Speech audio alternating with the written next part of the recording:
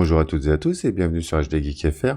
Alors aujourd'hui, je vais vous parler de Donut Spy 11, qui est l'évolution de Donut Spy 10 qui était pour Windows 10. Donc celle-ci gère aussi bien Windows 11 que Windows 10, hein. Donc vous allez pouvoir télécharger ici l'applicatif et l'installer sur votre machine.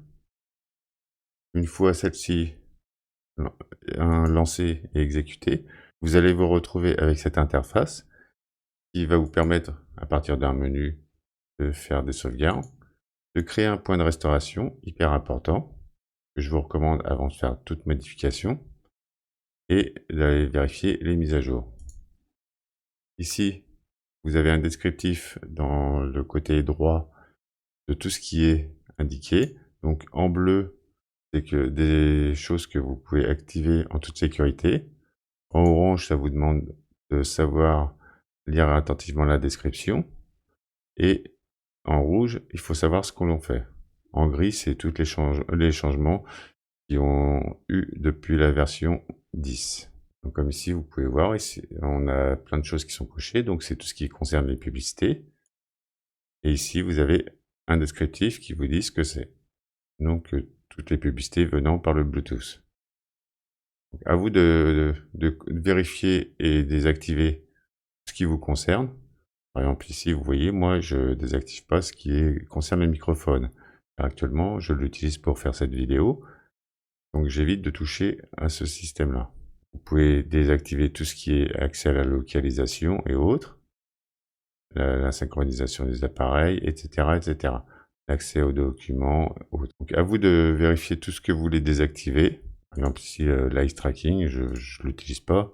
Donc, je peux éventuellement désactiver tout ce qui donne accès au suivi des yeux. Idem pour la protection de Defender. Vous pouvez activer la protection du réseau. Moi, je ne l'utilise pas parce que j'utilise un autre antivirus. Mais si vous utilisez Defender, vous pouvez éventuellement activer la surveillance des réseaux. Ici, vous avez tout ce qui concerne la vie privée. Donc, vous voyez, si j'ai des choses en rouge, on dit que ce réglage empêche le filtre de Smart Screen de vérifier les URL. Donc voilà, moi je l'ai désactivé parce que je ne veux pas faire de surveillance des URL. Je vais pouvoir accéder à n'importe quel site. Et vous avez bien sûr de nombreux réglages. À vous de désactiver les services que vous voulez pas avoir. Par exemple, vous voyez, j'utilise pas Edge, donc je désactive l'ensemble de Edge. J'utilise pas les fonctions d'intelligence artificielle sur mon Windows, donc je désactive tout ce qui concerne l'intelligence artificielle. Une fois ceci fait, vous faites appliquer, vous n'avez plus qu'à sortir ensuite et à redémarrer votre machine. Donc là, si je fais appliquer, comme j'ai activé une fonctionnalité, il me propose de créer un point de restauration. Donc il va le faire, et une fois qu'il aura terminé de créer le point de restauration, il va appliquer tous les réglages qui sont dans l'applicatif.